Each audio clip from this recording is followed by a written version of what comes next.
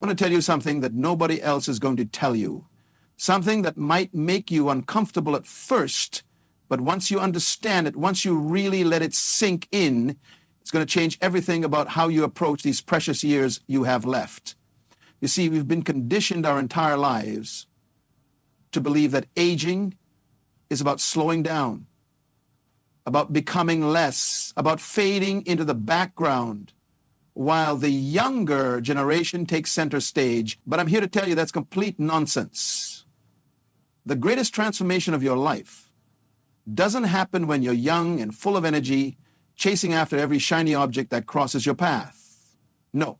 The real magic happens when you reach that stage where you finally understand that your time, your energy, your very presence in this world is too valuable to waste on things that don't serve your highest good. And here's the part that might shock you. The most powerful thing you can do in your later years is to focus entirely on yourself and learn the sacred art of staying silent. Now, I know what you're thinking. You're thinking this sounds selfish. You're thinking that you've spent your whole life being there for others, and now I'm telling you to turn inward? Yes, that's exactly what I'm telling you. Because here's what nobody wants to admit. You cannot pour from an empty cup. And most people in their later years are running on fumes, giving away the last drops of their energy to people who wouldn't give them a second thought if the roles were reversed. You've earned the right to be selective. You've earned the right to protect your peace. You've earned the right to say no without explanation, to step back without guilt, to choose yourself without apology. Think about it for a moment. How many years have you spent explaining yourself to people who are never going to understand you anyway? How many hours have you wasted trying to convince someone of your worth, trying to prove your value, trying to make them see what you bring to the table? And where did it get you? Did they suddenly wake up one day and appreciate everything you did? Did they finally see your sacrifices? Or did they just keep taking and taking until there was nothing left to take? I've watched countless people reach their 60s, 70s, 80s, still fighting the same battles they fought in their 20s, still trying to win approval from people who decided long ago that nothing they did would ever be good enough. And you know what happens to these people? They die exhausted, unfulfilled, bitter, wondering why life never gave them the peace they deserved. But life was offering them peace all along. They just never learned how to stop talking long enough to receive it. Silence is not weakness. I need you to understand this at the deepest level. In a world that never stops talking, that never stops demanding, that never stops judging, your silence becomes your superpower. When you stop explaining, you stop giving people ammunition to use against you. When you stop defending yourself, you stop engaging in battles that were designed to drain you. When you stop trying to make people understand your choices, you free yourself from the prison of their opinion. You see, every word you speak is energy.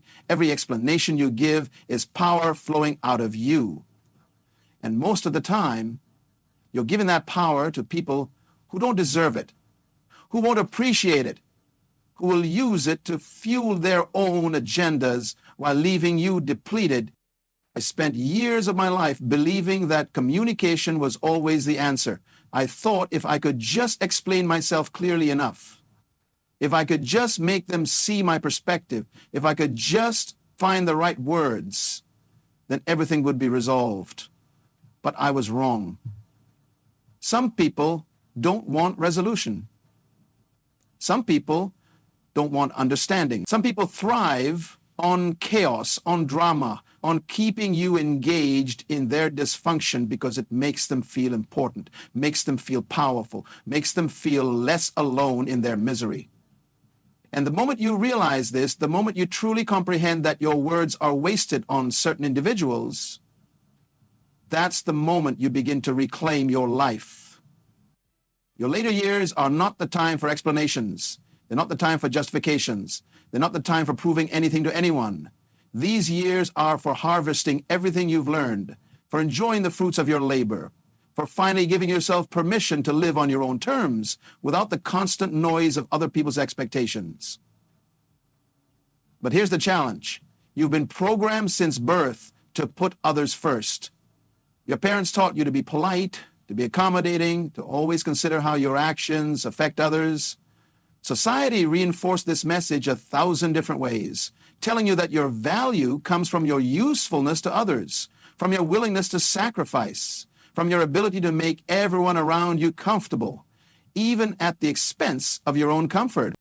And now, after decades of this conditioning, I'm asking you to do something radical. I'm asking you to deprogram yourself.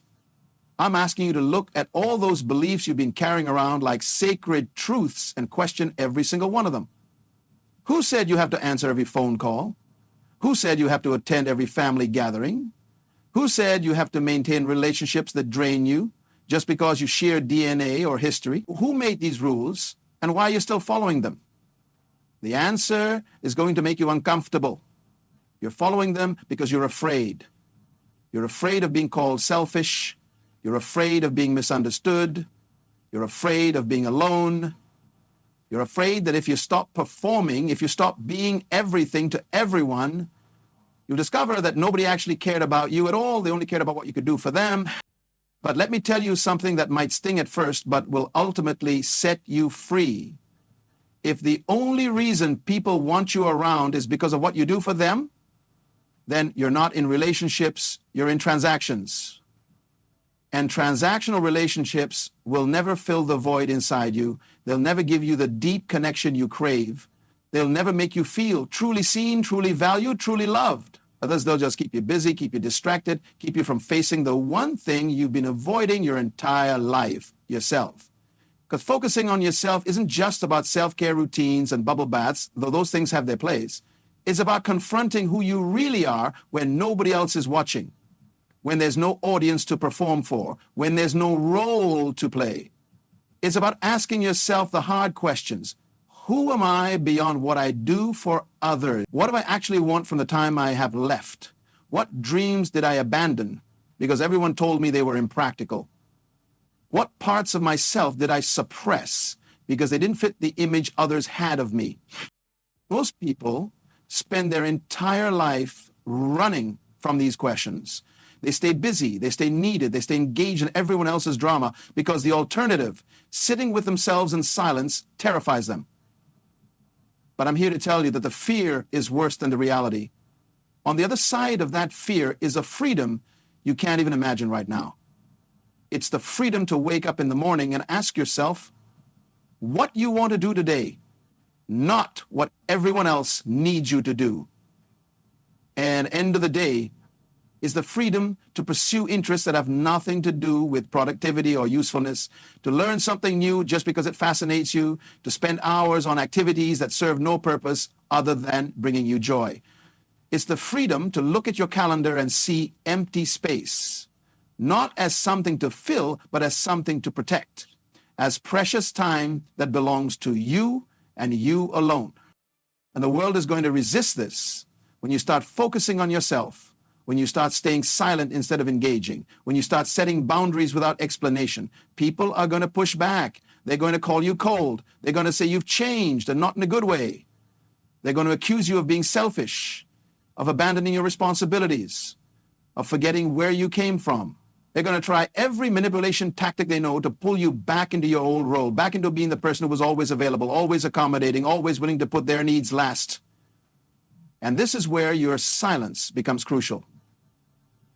Because the moment you start defending your choices, the moment you start explaining why you need this, the moment you try to make them understand, you've already lost.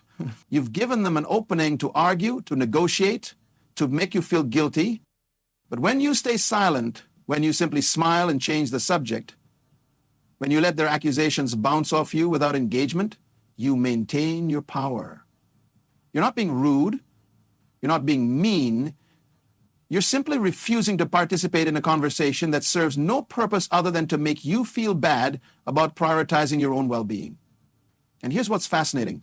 Most people will eventually adjust. Some will drop away, and that's okay because they were never meant to be part of this chapter of your life anyway.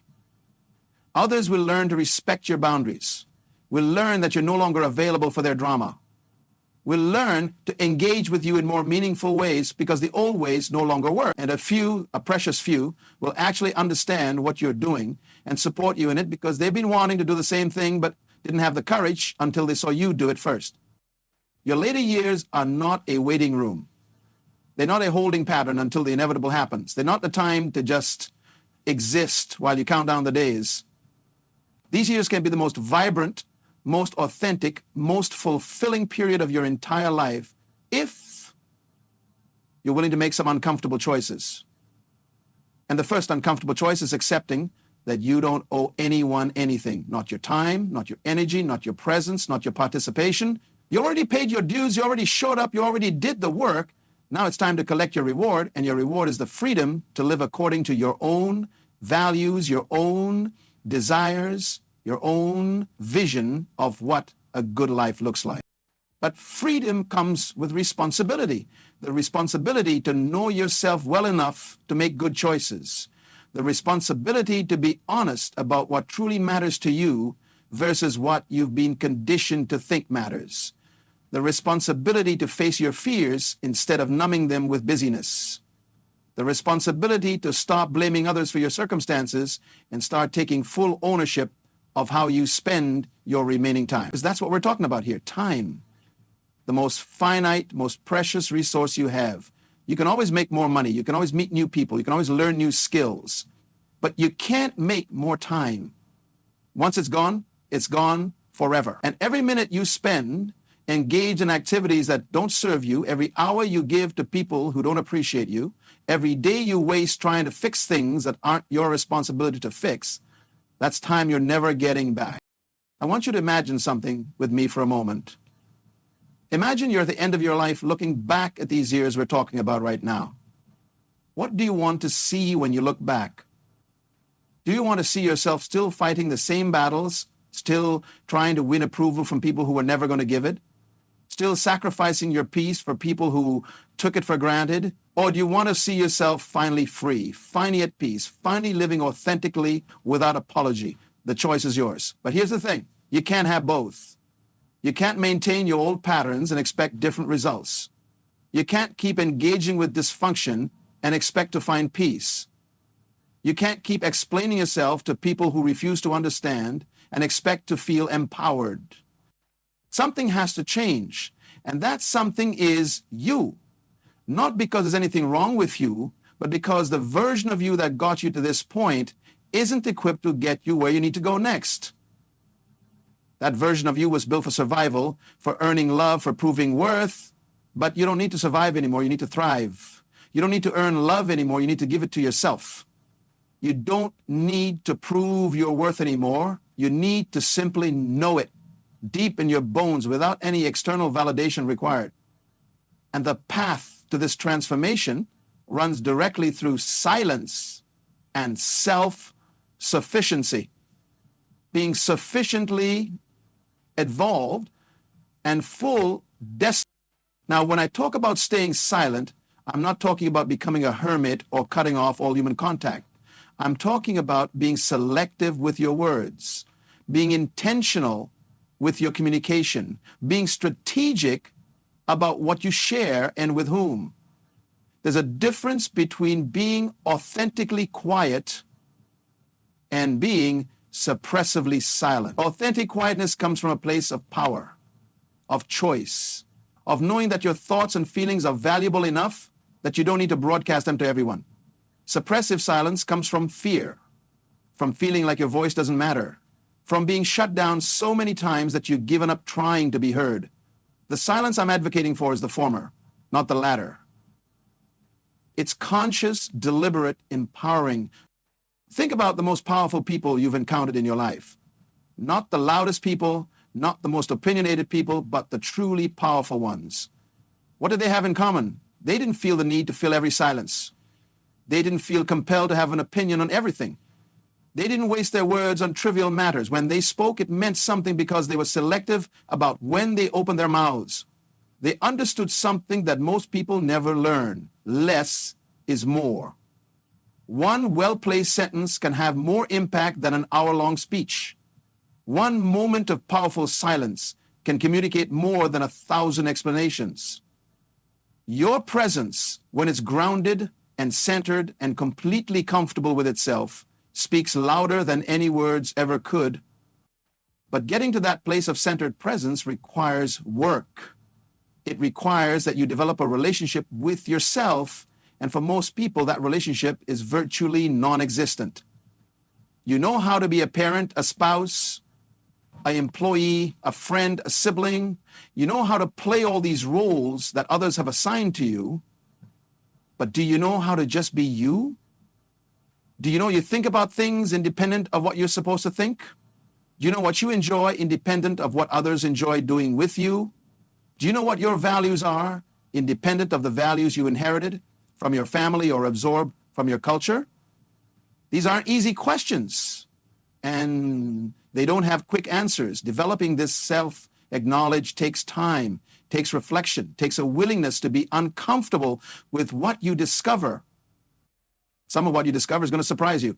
You might find that you've been living according to values you don't actually believe in. You might find that relationships you thought were essential to your identity are actually holding you back. You might find that the life you built, while perfectly fine, isn't the life you actually want. And then comes the real challenge, having the courage to make changes at a stage in life when most people think change is no longer possible. But I'm going to let you in on a secret. Change is always possible.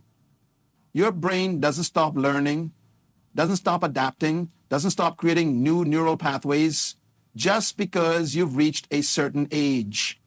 In fact, the wisdom you've accumulated over the decades gives you a massive advantage in making successful changes because you're no longer operating from the blind enthusiasm of youth or the desperate need for approval. You're operating from a place of clarity, of knowing what works and what doesn't, of understanding consequences in a way that younger versions of yourself never could.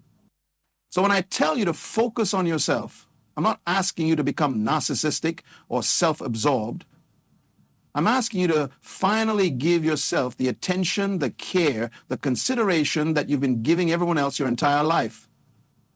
I'm asking you to treat yourself like you matter because you do. I'm asking you to invest in your own growth, your own happiness, your own peace with the same energy you've been investing in everyone else. And I'm asking you to do this without guilt, without apology, without constantly looking over your shoulder to see if people approve. Because here's the truth. That might be hard to accept. Most people aren't thinking about you as much as you think they are.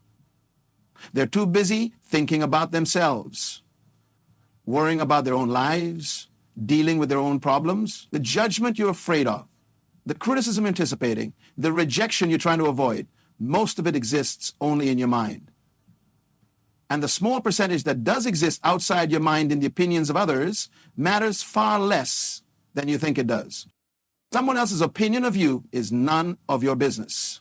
And let me say that again because it's important. Someone else's opinion of you is none of your business.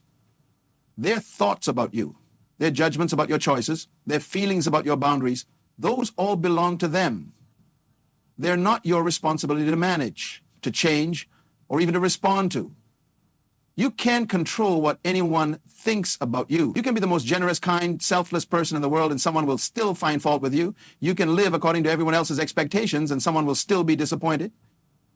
So if you can't win either way, why not at least make yourself happy in the process? Why not at least choose authenticity over performance, peace over approval, truth over pretense? The energy you've been spending on managing other people's perceptions could be redirected toward building the life you actually want. Think about that for a moment. All the mental energy you expend worrying about what they think, planning what to say to avoid conflict, rehearsing explanations for your choices, that's energy that could be going toward creative pursuits, toward deepening your understanding of subjects that fascinate you, toward developing skills you've always wanted to learn, toward simply enjoying the present moment without the constant background noise of anxiety about how you're being perceived. The quality of your life is directly proportional to the quality of your thoughts. If your mind is constantly occupied with others' opinions, with defending yourself, with explaining yourself, with proving yourself, then you're living in a mental prison of your own making. But the door to that prison has been unlocked this entire time. You just have to be willing to walk through it. Walking through that door means making peace with the fact that some people won't understand your transformation. Your children might think you're being selfish when you start saying no to babysitting every time they need it. Your siblings might think you're abandoning the family when you stop showing up to every gathering. Your old friends might think you've become boring when you're no longer interested in the same activities or conversations. And all of these reactions, while perhaps uncomfortable to witness, are not your problem to solve. Your job is to make everyone comfortable with your growth. Your job is to grow. Your job is to evolve. Your job is to become the fullest, most authentic expression of yourself that you can be with the time you have left. And if that makes some people uncomfortable, that discomfort is information for them to process, not a problem for you to fix. This is where staying silent becomes practical strategy rather than just philosophical concept. When someone challenges your new boundaries, your instinct is probably to explain, to justify, to make them understand why you need to make these changes. But explanation is engagement, and engagement keeps you stuck in the old dynamic. Instead, practice phrases like, "I appreciate your concern. I'm not available for that," without any elaboration. These statements don't invite debate. They don't open the door to negotiation. They simply communicate your position and leave it at that. The silence that follows, while potentially uncomfortable, is where the real power lies. In that silence, the other person has to sit with their own feelings about your boundary. They have to decide whether they're going to respect it or not. And their decision tells you everything you need to know about whether this relationship is worth continuing to invest in. Relationships that can't survive your boundaries aren't relationships worth having. This might be the hardest truth you'll have to accept in this process. We're taught that relationships require compromise, require give and take, require flexibility. And that's true to a point. But there's a difference between healthy compromise and self-abandonment.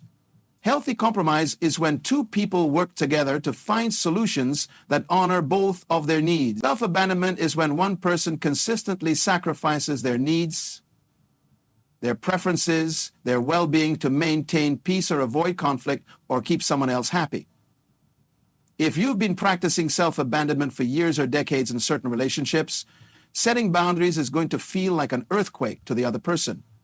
They've become accustomed to your compliance, to your flexibility, to your willingness to put them first. When that suddenly stops, they experience it as a loss, as a betrayal, as you being difficult.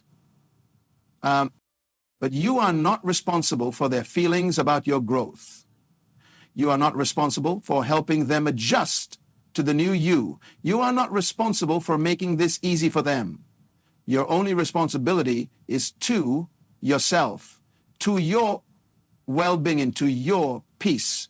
And if they can't accept that, if they can't adjust to relating to you as a person with your own needs rather than as a supporting character in their story, then they're showing you who they are. Believe them.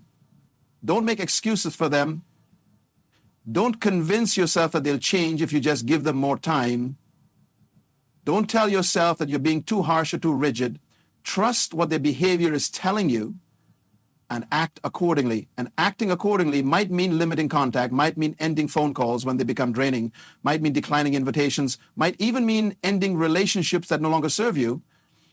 I know that sounds harsh. I know it goes against everything you've been taught about loyalty and commitment and sticking by people through thick and thin. But here's what nobody tells you about loyalty. It should be reciprocal.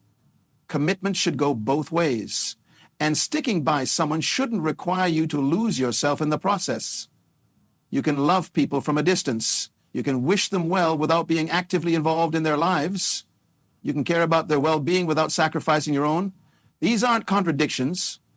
They're the nuanced reality of mature, healthy relationship boundaries. And learning to hold these nuances, to accept that you can feel multiple things at once, caring about someone and also needing space from them, loving your family and also recognizing they're not good for your mental health, appreciating someone's positive qualities while also acknowledging that the relationship has run its course. This is part of the wisdom that comes with age if you're willing to embrace it. But most people aren't willing. Most people would rather maintain the familiar dysfunction than face the unknown of change. They'd rather complain about their circumstances than take action to improve them. They'd rather stay in relationships that drain them than risk being alone. And if that's where you are right now, I'm not judging you. I understand it. Change is terrifying, especially when you've spent a lifetime building an identity around certain relationships and roles. Letting go of that identity, even when it's making you miserable, feels like dying. In a sense, it is a death. It's the death of who you thought you had to be, who you were told to be, who you've been pretending to be. But death isn't the end, it's transformation. It's the necessary prerequisite for rebirth. You can't become who you're meant to be without releasing who you've been. You can't step into your power without leaving behind the powerless version of yourself that others found so convenient. And that powerless version, the one that said yes when they wanted to say no, the one that smiled through discomfort, the one that prioritized everyone else's feelings above their own, that version served a purpose. It kept you safe. It helped you belong. It got you through times when you didn't have the strength or resources to stand alone. But you're not that person anymore. You have strength now. You have resources now. You have wisdom now. You have the capacity to stand alone. And more importantly, you have the understanding that standing alone is sometimes the most loving thing you can do for yourself. Because loneliness and solitude are not the same thing. Loneliness is feeling alone even when you're surrounded by people.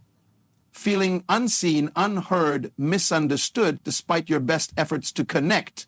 Solitude is choosing to be alone, to have space to think your own thoughts, to hear your own voice, to remember who you are beneath all the roles and expectations. Solitude is where transformation happens. It's where you finally have the mental and emotional space to process everything you've experienced, to integrate the lessons, to decide who you want to be moving forward. But our culture is terrified of solitude. We're taught that being alone means something is wrong with you, that you're unlikable, that you've failed at the fundamental human task of building relationships.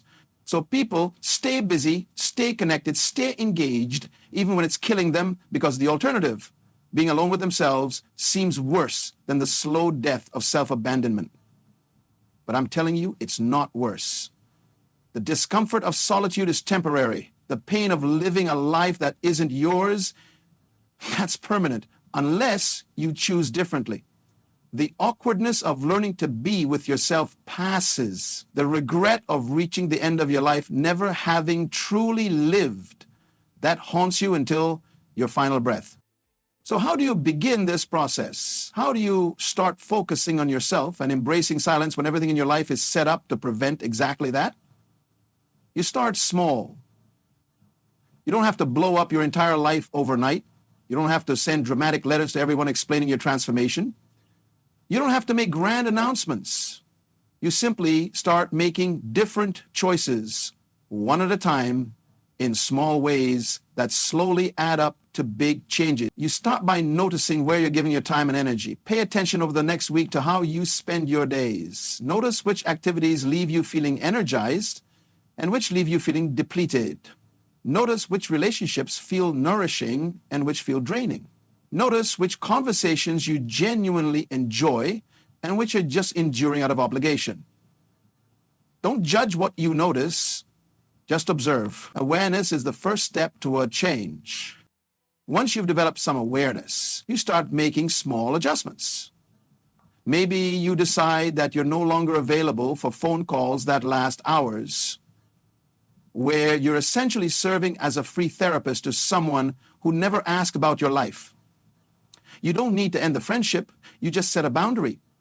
When they call, you can talk for 20 minutes, and then you have something you need to do. They don't explain what that something is. You don't apologize for it. You just create the boundary and hold it.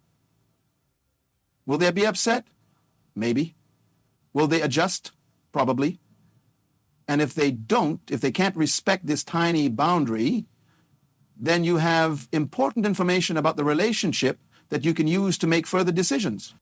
Maybe you decide that you're going to spend one morning a week doing something just for yourself, something that has no productive value, no purpose other than bringing you joy. Maybe it's sitting in a coffee shop reading.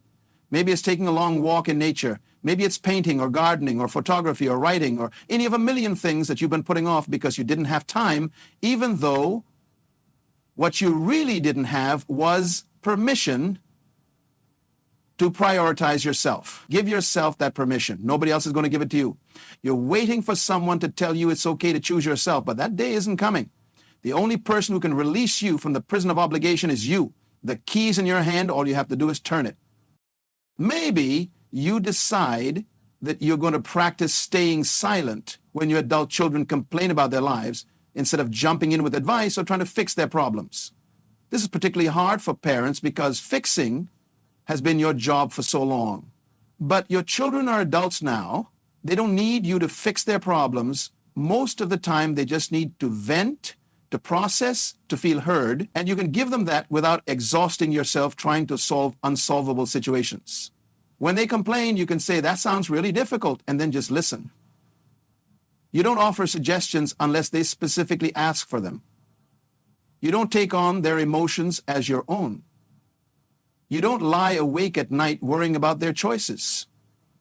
You care, you listen, and then you let them handle their own lives. This is love. This is respect. This is acknowledging that they're capable adults who can figure things out. And the mental energy you save by not trying to manage their lives can be redirected toward managing your own. Or maybe you decide that you're going to stop participating in family drama. Every family has it, those recurring conflicts, those old resentments that get rehashed every gathering, those power struggles that have been playing out for decades. You've probably played a role in this drama, maybe as mediator, maybe as referee, maybe as the one who tries to keep everyone happy. What if you just stopped? What if the next time someone tries to pull you into the middle of an argument, you simply say, I'm staying out of this one, and mean it? What if you stop taking sides, stop explaining one person to another, stop trying to make everyone get along? It's not your job to manage other people's relationships with each other. It's not your responsibility to maintain family harmony. And the freedom that comes from releasing that burden is extraordinary. There are some things in life that seem ordinary, but carry extraordinary power when handled with divine purpose. Salt is not just for seasoning. It's a symbol, a covenant, a weapon in spiritual warfare. When placed with wisdom and intention, it can shift the very atmosphere of your home. Today, I am going to show you 5 sacred places where this small act opens doors for God to move powerfully in your life. Salt. It's one of the most common substances on earth, yet one of the most spiritually significant. In ancient times, salt was not just a seasoning, it was a symbol of preservation, purity, and divine covenant.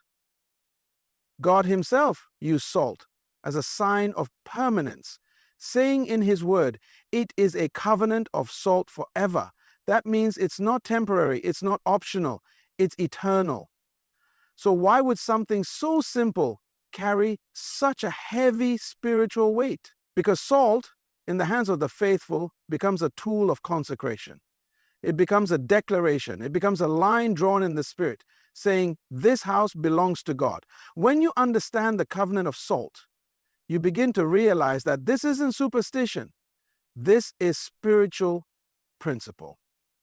When you place salt with intention, when you pray over it, when you declare the promises of God over it, it becomes sanctified. It becomes an extension of your faith, a visible sign of an invisible truth. The covenant of salt speaks of agreement, a lasting, incorruptible agreement with God. That's why it was used in sacrifices. That's why it was used in offerings, because God wanted his people to remember this isn't just religion, it's relationship. And that relationship comes with power. Power to bind, power to release, power to purify and protect.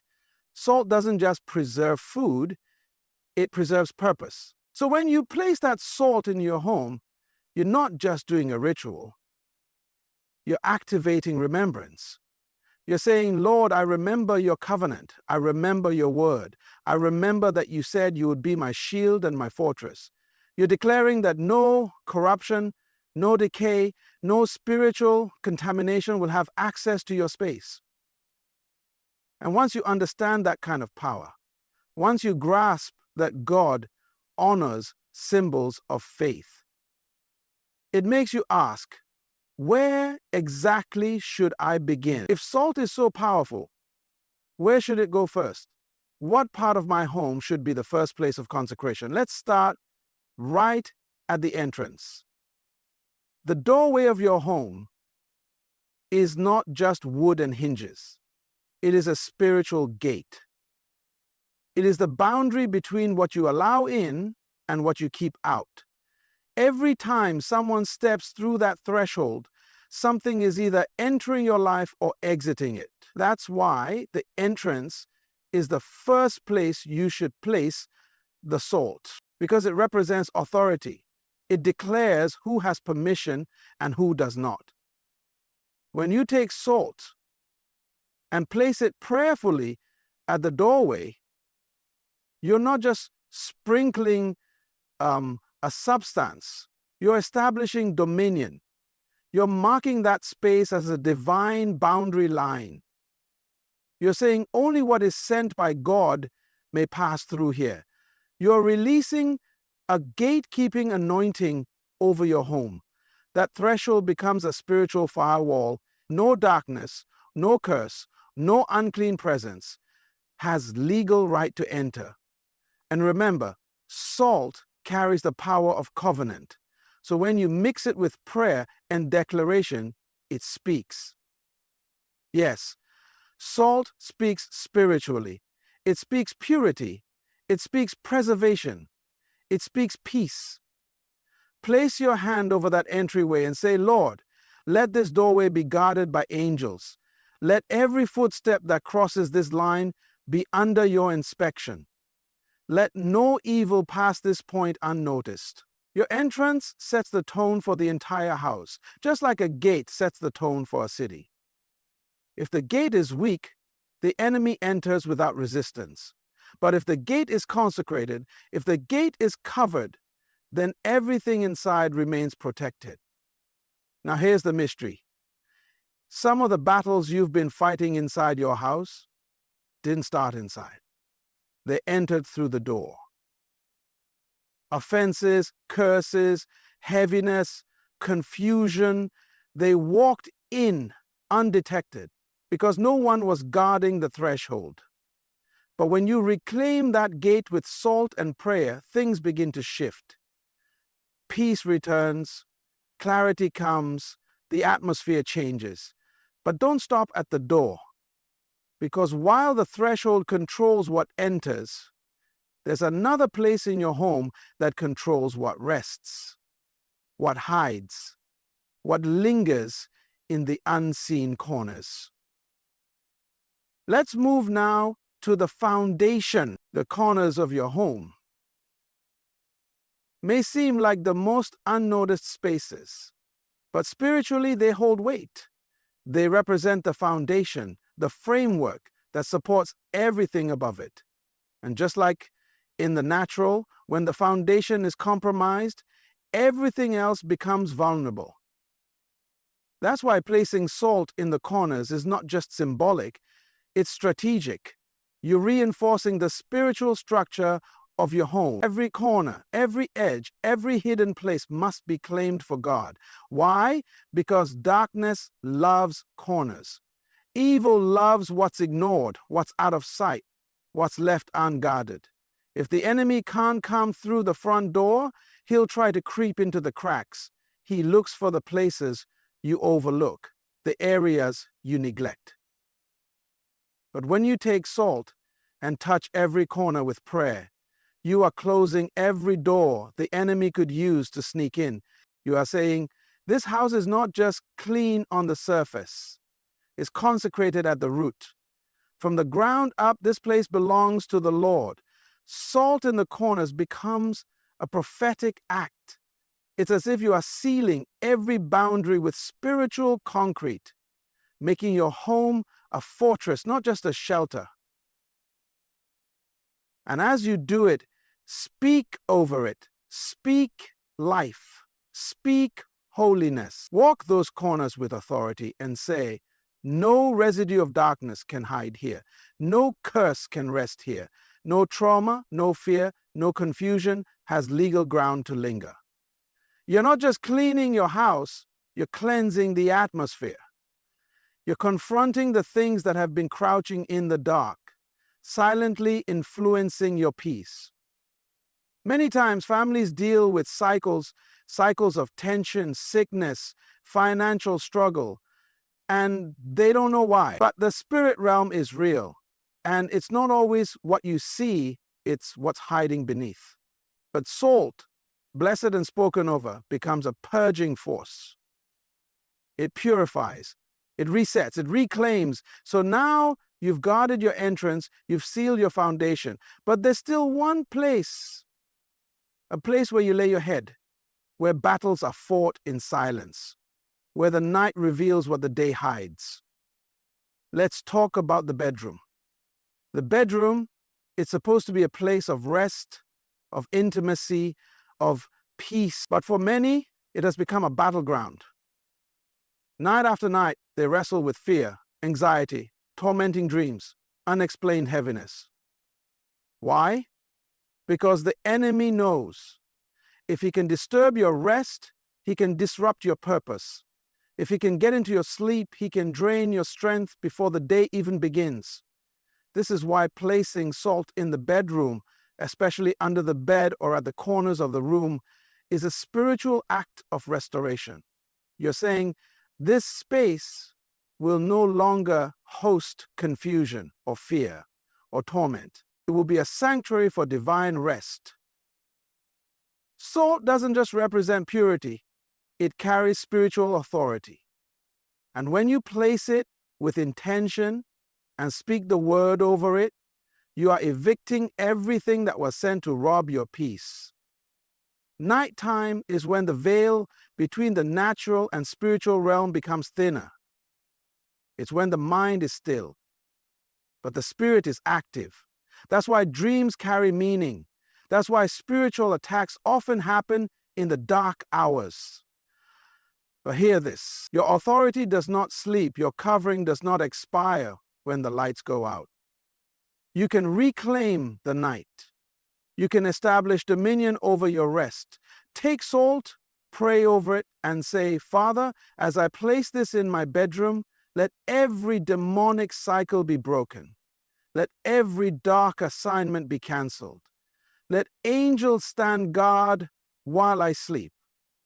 Let this room be filled with the peace that surpasses all understanding. Declare that no spirit has permission to cross that boundary. No shadow will linger. No curse will survive the presence of God. And for married couples, the bedroom is also the place of covenant. It's where unity is built. And if there's division, miscommunication, or silent war, salt, prayer, and declaration can break it. You're not just restoring sleep, you're restoring wholeness. So now you've covered the gate and the ground and the place of rest. But what about the areas connected to flow? The spaces where what's unclean tries to move through undetected. Let's go to the sink.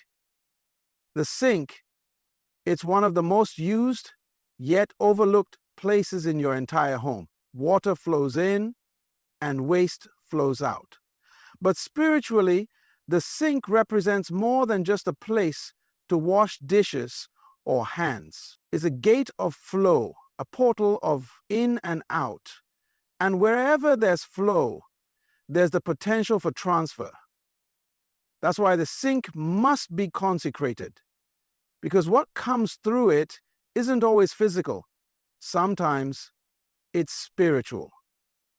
The Bible tells us that bitter and sweet water should not flow from the same fountain. And the same applies in your house. You can't speak blessings in one room and ignore contamination in another. That sink, the very place where you rinse off the residue of the day, must be cleansed spiritually. Why? Because what's rinsed off often carries weight in the spirit. You may not realize it, but negative energy can linger in the most practical places. Arguments in the kitchen, emotional heaviness, old memories. The water goes down the drain, but the residue can remain. But when you place salt around or even in the drain and you pray over it, you're not just cleaning the sink, you're sanctifying the flow.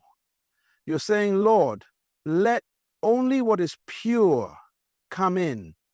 Let only what is unclean go out. Let there be no spiritual residue left behind. Salt in this place becomes a filter.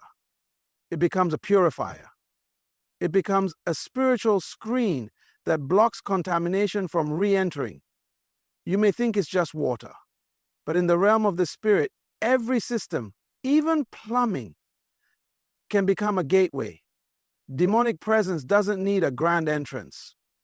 It just needs access. But when you block it with faith, prayer, and covenant symbols like salt, that access is denied. Place your hand over that sink and declare, this is not just a utility. This is a channel. And every channel in my house will glorify God. Every flow will be clean. Every exit will be covered. Then watch as even the atmosphere in your kitchen begins to shift. But we're not done yet, because while we've dealt with what flows inside, what about what enters from outside? Let's talk about your windows. Windows, they bring light, they bring air, they bring beauty into the home. But spiritually, they are also entry points. They are watch points. They are gateways. Just like doors, windows represent access. And whatever has access has influence. That's why it's not just the doors you need to cover, it's the windows too. Because what slips through unseen often causes the most damage. You may not realize it, but spirits don't always knock. Sometimes they float. Sometimes they float, they drift, they ride on sound, they move through atmosphere. And if your windows are open spiritually, without protection, anything can find its way in. Distraction, confusion, fear, spiritual attacks. That's why salt must be placed near the windows. You're not just decorating, you're defending. You walk to that window and you declare, every point of entry in this house belongs to God. Nothing comes in unless it's sent by Him. Nothing enters unless it carries peace. You are assigning angelic protection. You're putting guards on duty in the spirit realm.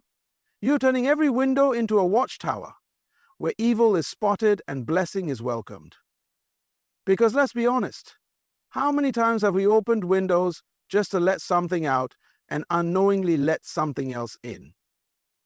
Spirits of depression, anxiety, restlessness, they don't always kick down the door. Sometimes they just float in quietly through an unguarded crack. But when salt is placed there and the word is spoken, that atmosphere changes. The wind can blow, but it can't bring in torment. The light can shine, but darkness cannot enter. Even in Scripture, the watchmen stood at the windows. Because those who know how the enemy moves know where to guard. This isn't fear. This is wisdom. This is taking spiritual responsibility for the environment you live in. So yes, the windows matter. And when they are covered with prayer and covenant, they become channels of blessing, not burden. They become eyes of the house, seeing only what God allows. Now that you've guarded the entry points, the corners, the rest, and the flow, it's time to go deeper. What about the place that feeds your body and fuels your spirit. Let's go to the pantry. The pantry, it may seem like just a storage place, just a cabinet full of food, but spiritually, it represents provision. It's the space that holds what sustains you. And whatever sustains you must be protected, must be sanctified, must be placed under the authority of God. Because if the enemy can't stop your prayers, he'll try to attack your supply. If he can't shake your faith, he'll try to create lack in the place where you depend on God the most. That's why placing salt in the pantry isn't superstition, it's declaration. You're not just protecting your food, you're covering your resource gate. You're saying, God, you are my source, and everything that enters this pantry is blessed by you. Nothing spoiled, nothing cursed, nothing contaminated shall abide here. Salt becomes a prophetic seal over the place where your physical nourishment is stored. Because let's be honest, provision is not just about food, it's about atmosphere. How many times have homes with full shelves still carried a spirit of scarcity? How many people live surrounded by food yet feel fear that it might not last? That fear isn't natural, it's spiritual. And salt, mixed with faith and spoken word, breaks that spirit of lack. It tells the enemy, this family shall not fear tomorrow. We shall not beg. We shall not borrow in shame. Our God shall supply. Even in the wilderness, God fed his people. He rained down manna. He caused water to come from a rock. But he also required obedience. He wanted them to remember. He was the source, not the supply. And when you place salt in your pantry, when you anoint that space with prayer, you're reminding your household, this comes from the hand of the Lord. And as long as we trust him, there will always be enough. So yes, guard your pantry, bless it, protect what feeds your family. But don't stop there, because salt doesn't just preserve things, it transforms acts into revelation. There's one last place we need to talk about, the place where your faith becomes a lifestyle, where rituals turn into relationship. Let's talk about the power of spiritual acts.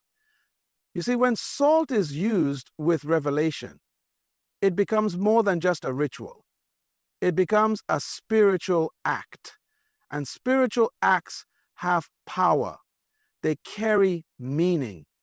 They send a message not just to the natural world, but to the invisible realm. The mistake many people make is thinking that what they do in the physical has no consequence in the spiritual. But that is not true.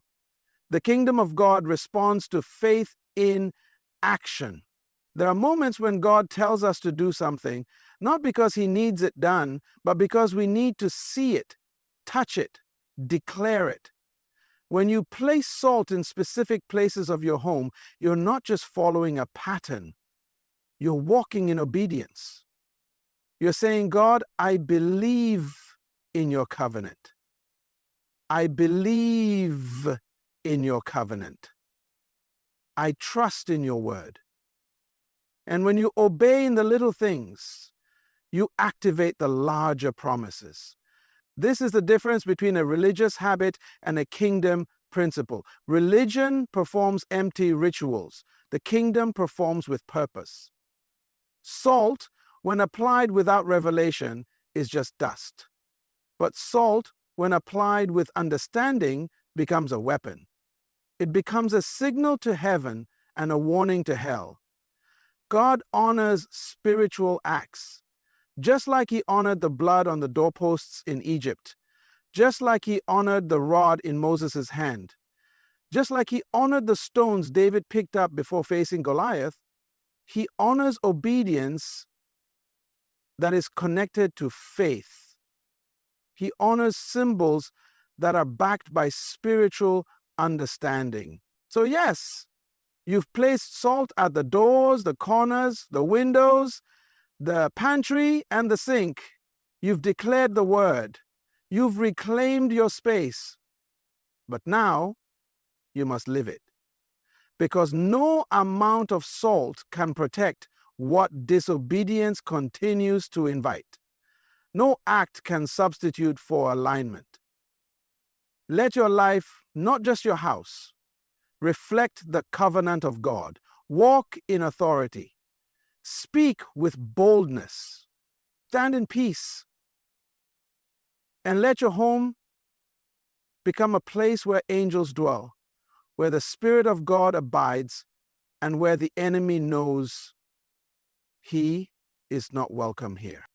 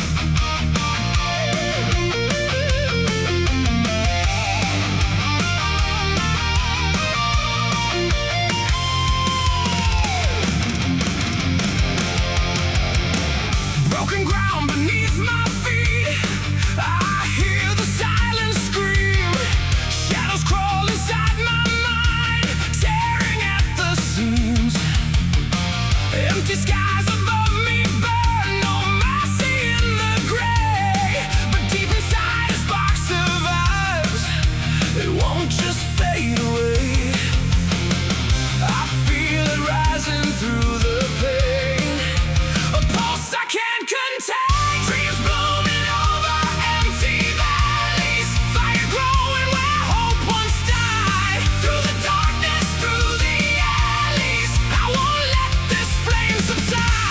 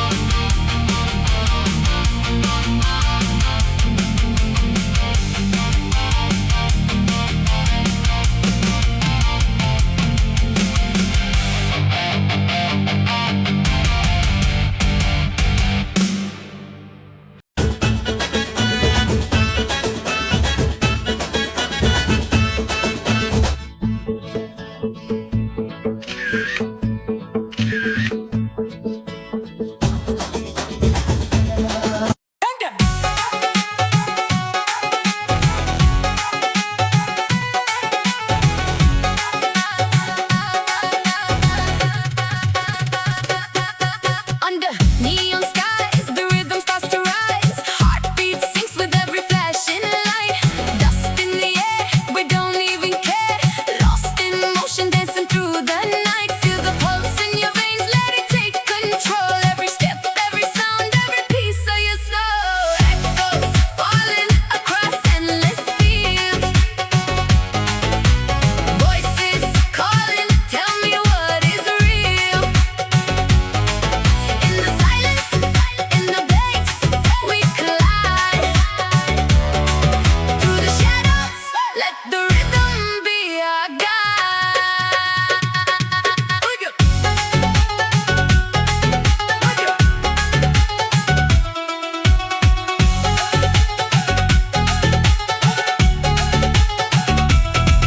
Golden sparks in the dark, we ignite. Every move like a fire in disguise. Spinning fast, no past, no goodbyes. Just the beat and your eyes on mine. Hear the tumblebeat cry like a distant call. Gold beats thunder as we lose it all. Echoes falling across endless fields. Voices calling, tell me what is real. In the silence, in the bass, we collide. Through the shadows, let the rhythm be our guide. Feel it drop, feel it rise. Back in your eyes. No borders, no fear tonight. Just the sound taking flight.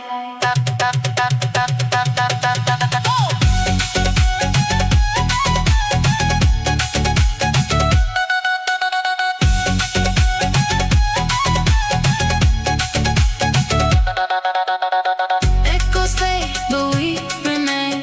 Dancing through the sonic rain. Endless fields, no end in sight. We are rhythm, we are